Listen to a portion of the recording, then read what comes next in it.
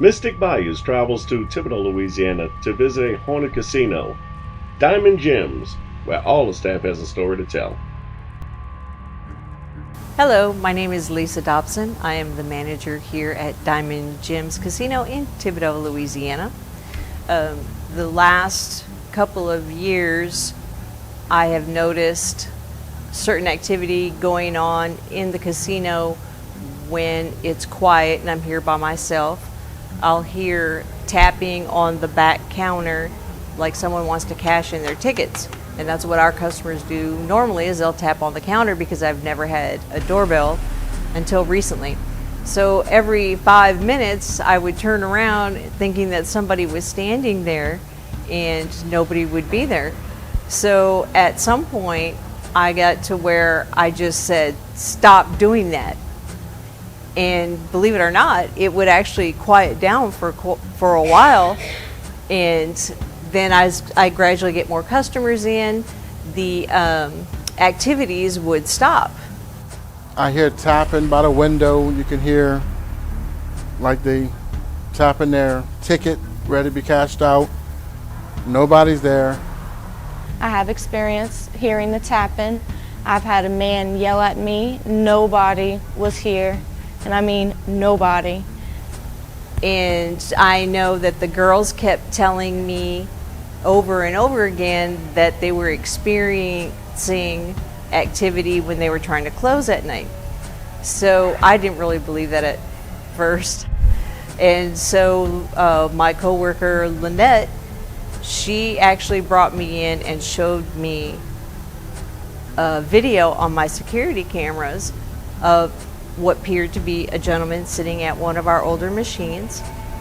And as I blew it up and kind of examined it, it really was a man sitting there who had a black hat on. And so I waited till a couple of nights, and the next morning I would go in and replay the video, and sure enough, he'd be there again. So as far as actually having someone back there, yes, he was definitely there. Would he make noise for me? No, not really. He just had a presence. My girls would normally be the ones who heard the activity.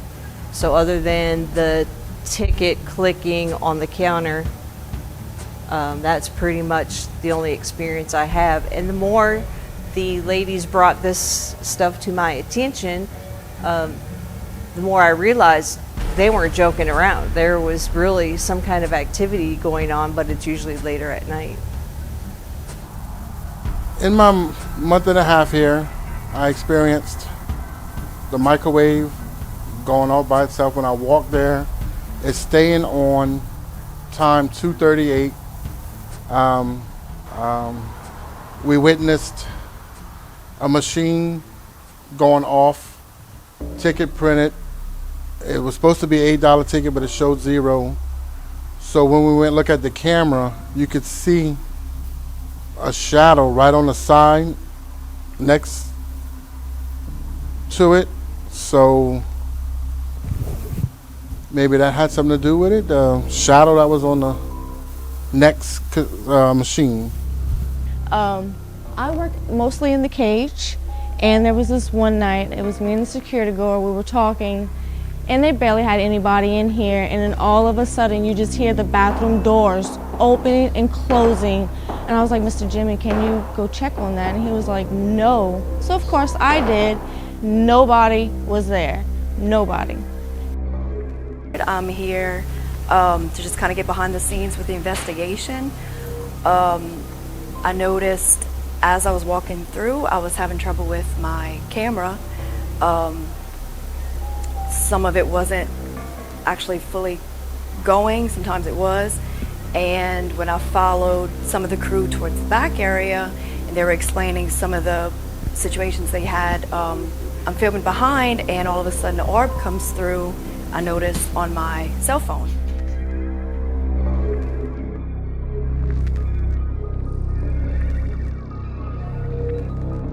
Later on, still having difficulty with my camera, and I noticed looking back,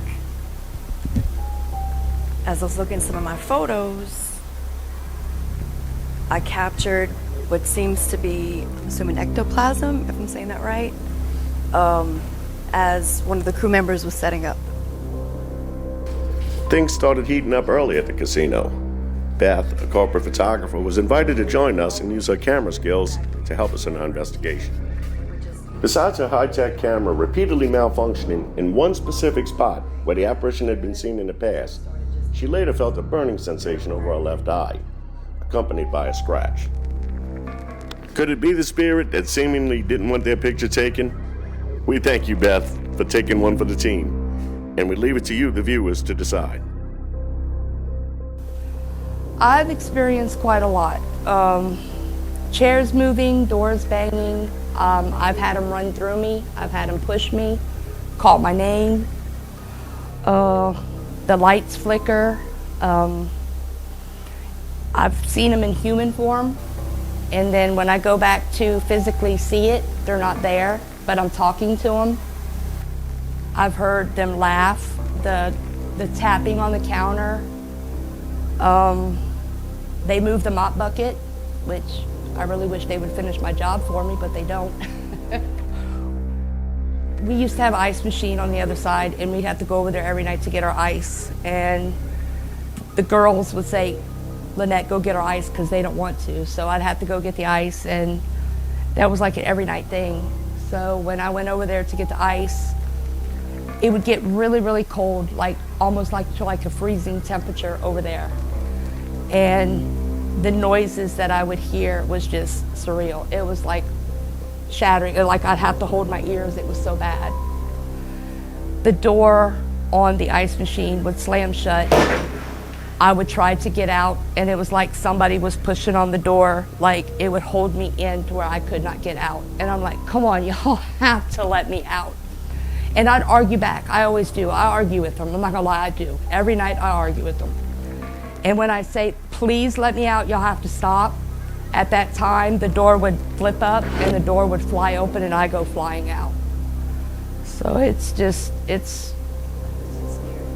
doesn't. It's aggravating, it is, now that they know my name, because I'm constantly like, okay. One of our employees that used to work here, she passed away, and this used to be her mom's restaurant, so I know like all the areas back over here. Mm-hmm. So there's some areas back here that like have some really strong noises that I heard. I don't know if you want to check them out or something. Yes, absolutely, yeah. What we got? Oh, this door. Don't do this to me tonight.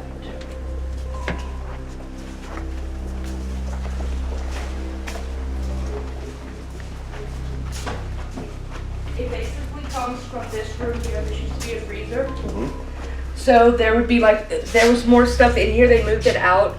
But you could hear like glass clacking in here. And it was like plates shattering. Or like how you like we putting plates on a shelf. Mm-hmm. But as you can see, there's no dishes in there. It's like they were having like a lunch rush. Yeah. And that's basically what they were doing. But there's like nothing there. And that's what I heard. Well, this was always configured the same exact way? And I'm like, it's a freezer. What are y'all doing in here? Okay. Sounds like some kind of residual stuff going on. Mm-hmm. Where else is it? It's this, and then in this room over here.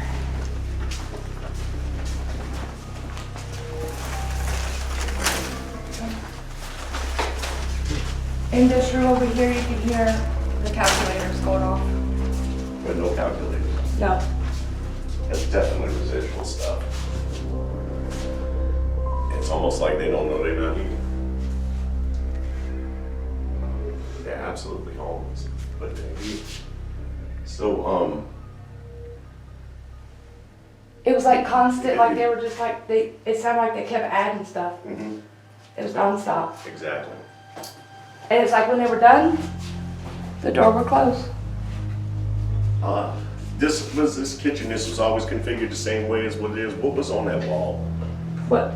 Okay, so when we walk out of here, not the kitchen, I'm saying the kitchen and cooking room. Yeah, what was here? What was against this wall? I'm not sure. I know they had. Obviously, that was a stove or some type. Right, I'm not sure what they had here. I'm not sure. That was the office. You see the restroom, I think? Yeah.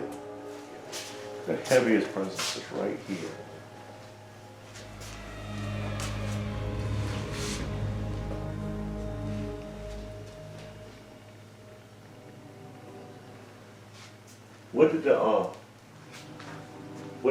So the lady that owned the place, she passed, Yes, sir. and Her name was Miss Betty.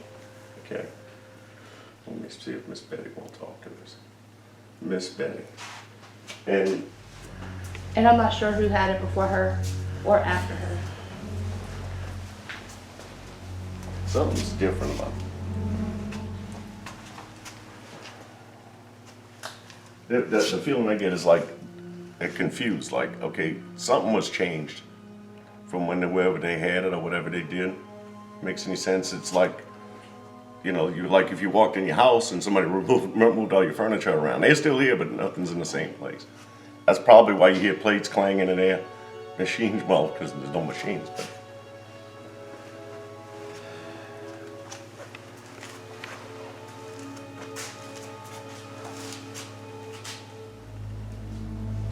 Let's see, there's over here.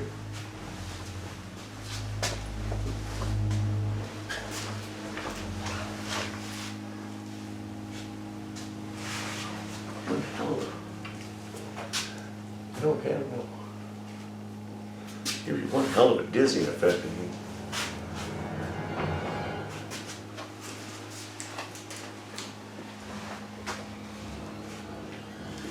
There's nothing there. What would they come out of it? No.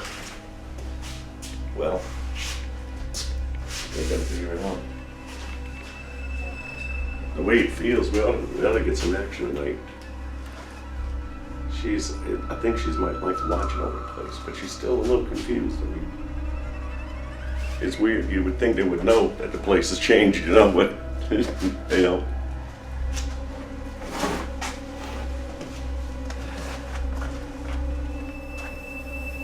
I do hear children laughing. When Arlene was living, she chased them in the hall with a broom. Like, where are they gonna go? Up and down the hall with a broom. And there'd be times I'd be in the bathroom and they would take the doors and they would swing them open while I'm in the bathroom. And then the mirrors would fog up. But it was kind of confusing to me because usually when a mirror would fog up, it'd have to be hot, but it was freezing cold and the mirrors would fog up. And when I would come out of the bathroom, it's like somebody was behind me and it would push the door behind me to like it was shoving me out of the bathroom. And when it would shove me out of the bathroom and I'd walk down the hall, I would literally have to like move out the way. It's like they were going through me. So it's a lot of things. While doing a reading with staff trying to identify the spirits that may be visiting the casino, we caught these orbs on camera.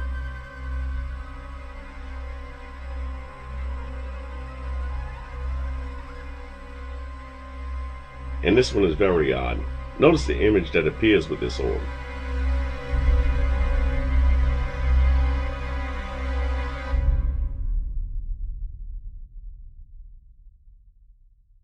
Here's another mysterious orb we see moving across the kitchen.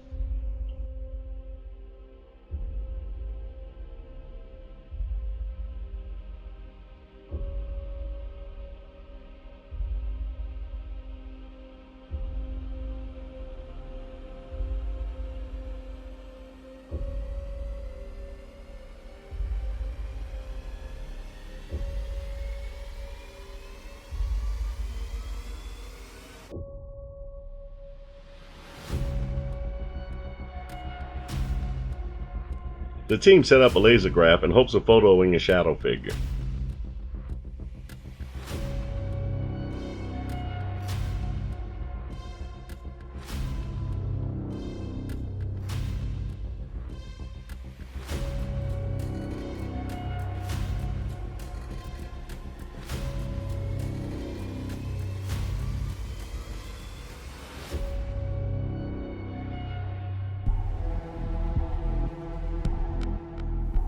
We have a gentleman that sits here quite frequently.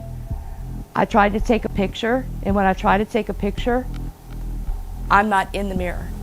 You do not see me, but you can see him, but not me. I also took a picture in the mirror, and I wasn't standing there.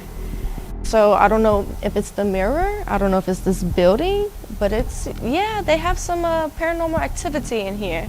That's for sure. Stuff that I saw on security cameras, I could see stuff that is running through the halls that's coming like at me, like 3D, and then it just disappears in like a white cloud.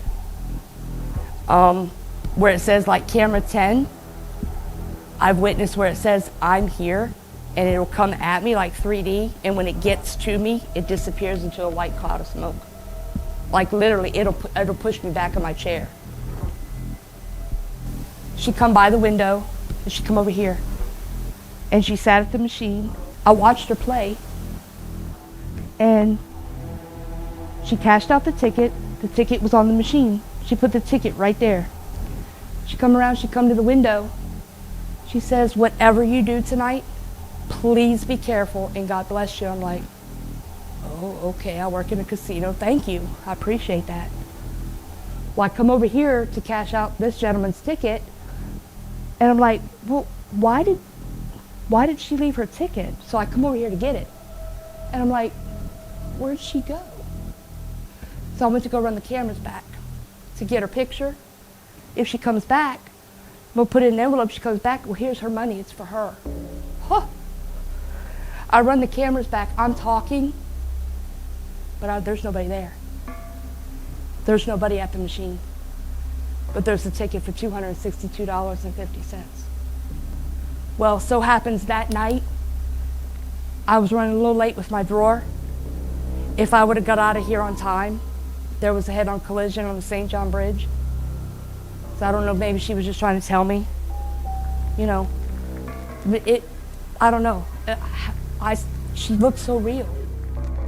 Like the microwave, I could pick up the plug and it's unplugged and it's going off and it's running. The coffee pot, it makes coffee and you have to add water to that in order for it to make it. It's making its own coffee. I know this building is old. I know that it has some fantastic histories. One of our co-workers who is now deceased, bless her soul, her mom used to work in the restaurant and own the restaurant, and she was a very strong woman and had a very strong spirit. And I think that between the daughters and the mother working here, they had such an attachment to this place. And Arlene, our hostess, she must have been here 25 years, worked with us and in this building. So I think they just have a real strong presence and they don't really want to leave. So yeah, we're happy to have them here as long as they don't cause any problem. No, I'm not scared. I think they seem to be friendly.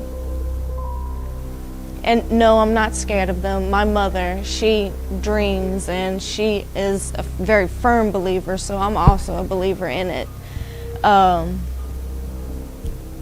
It's crazy in here some nights. It really is.